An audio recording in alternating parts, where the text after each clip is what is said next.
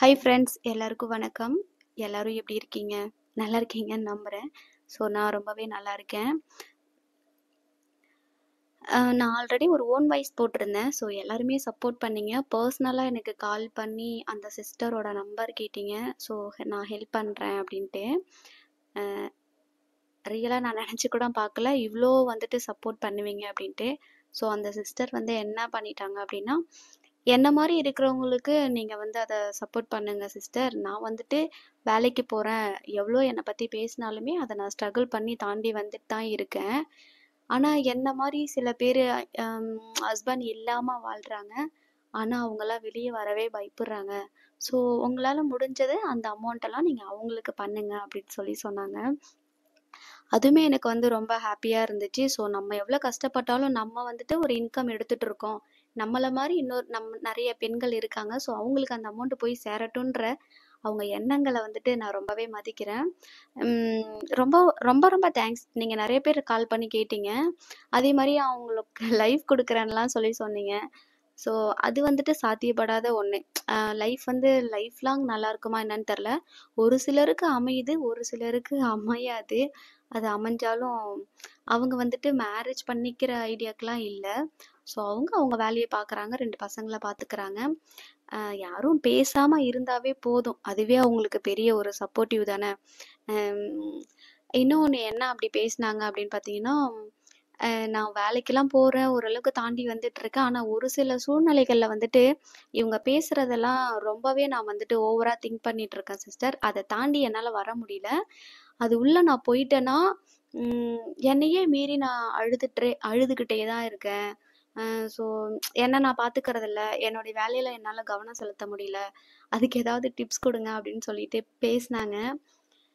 உங்களுக்கு டிப்ஸை சொல்கிற அளவுக்குலாம் நான் வந்துட்டு தகுதியா என்னன்னு தெரியலை.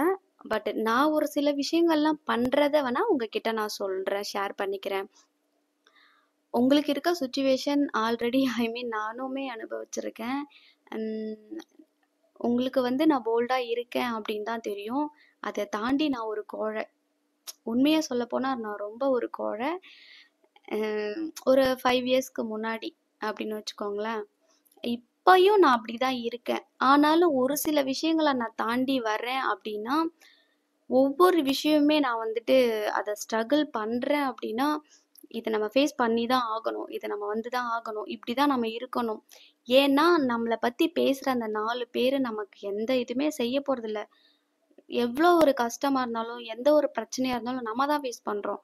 அப்போ நம்ம வாழணும்னா நம்ம ஒரு சில விஷயங்கள்லாம் தவிர்த்து மட்டும்தான் இருக்கணும். அதனால நீங்க ரொம்ப அவங்க எதனா பேசினா நான் ரொம்ப கஷ்டப்பட்டுட்டே அதுவுள்ளே இருக்கேன் அப்படின்னு சொல்றீங்களா? அதுக்கு வந்துட்டு நான் என்ன பண்றேனோ அதை உங்களுக்கு சொல்றேன். நமக்கு ஒரு சில விஷயங்கள் பிடிச்சதா இருக்கும் இல்லைங்களா? எனக்கெல்லாம் வந்துட்டு பாட்டு, டான்ஸ் அப்படின்னா ரொம்ப உயிர். ஆக்சுவலாக எனக்கு ரொம்ப உடம்பே முடியாமல் போயிட்டாலும் நான் வந்துட்டு எழுந்துருவேன், எழுந்து ஆடிடுவேன், பாட்டு போட்டு ஆடிடுவேன், பாடிடுவேன் அந்த மாதிரி. ஸோ எனக்கு பிடிச்ச விஷயத்துல வந்துட்டு நான் கொஞ்சம் அதில் அதில் கவனம் செலுத்தினேன்னா வச்சுக்கோங்களேன், அதுலேருந்து கொஞ்சம் வெளியில் வர ட்ரை பண்ணுவேன். அதனால உங்களுக்கு ஒரு புக்ஸ் படிக்கிறது வந்துட்டு பிடிச்சிருக்கலாம். இல்லைன்னா வந்துட்டு நிறைய மோட்டிவேஷ்னலான ஸ்பீச் இருக்குது பார்த்தீங்களா? ஸோ அப்துல் கலாம் சார், கலியமூர்த்தி சாரோடைய ஸ்பீச்லாம் எனக்கு ரொம்பவே பிடிக்கும். ஸோ அந்த மாதிரி நான் கேட்பேன். யூடியூப்பில் வந்துட்டு நான் போயிட்டு நிறைய விஷயங்கள் சர்ச் பண்ணுறதுனா மோட்டிவேஷ்னலான ஸ்பீச் வந்து மோட்டிவேஷ்னல் ஸ்பீச்சுன்னு போட்டாவே வரும். ஸோ அந்த மாதிரி நிறைய கேட்பேன். நானே அழுவக்குள்ள அந்த மாதிரி தான் கேட்பேன். ஸோ நம்மளே வந்துட்டு அடுத்த கட்டத்துக்கு கொண்டு போகணும். அப்படியே உட்காந்துட்டு அழுதுட்டு இருந்தா எதுவுமே ஆகாது. அதனால உங்களுக்கு பிடிச்சத அதுல எதனா வந்துட்டு கவனம் செலுத்துங்க. கண்டிப்பா அழுதுட்டு அந்த மாதிரிலாம் இருக்காதீங்க. ஸோ நான் வந்துட்டு இப்படிதான் பண்ணுவேன். எதையும் யோசிக்காதீங்க. நாம அடுத்து என்ன பண்ணணும், அடுத்து எப்படி முன்னேறணும் மட்டும் பாருங்க. அப்படிதான் பண்ணிட்டு இருக்கேன். இப்போ நானுமே வெளியிலலாம் போறேன். என்னையுமே எல்லாருமே பேட் கமெண்ட்ஸ் கொடுக்க தான் செய்றாங்க. என் கண்ணு முன்னாடியே பேசுறாங்க. ஸோ அது எல்லாமே வந்துட்டு நமக்கு முன்னாடி யாருமே பேச மாட்டாங்க. நம்ம பின்னாடி தான் பேசுவாங்க. அதை யோசிச்சுட்டே இருந்தோம்னா நம்ம வாழ முடியாது. நம்ம பின்னாடி தானே பேசுறாங்க, அது காதுலயே போயிடும். அதனால நமக்கு ஈக்குவலான ஆள் அவங்க கிடையவே கிடையாது. அவங்களுக்கு நம்ம ஈக்குவலா, நமக்கு அவங்க ஈக்குவலான்னு கிடையாது. ஆனா நமக்கு அவங்க ஈக்குவல் கிடையவே கிடையாது. மத்தவங்கள புண்படுத்தி பார்க்கறதுல அவங்க அவ்ளோ சந்தோஷம் அடைவாங்க.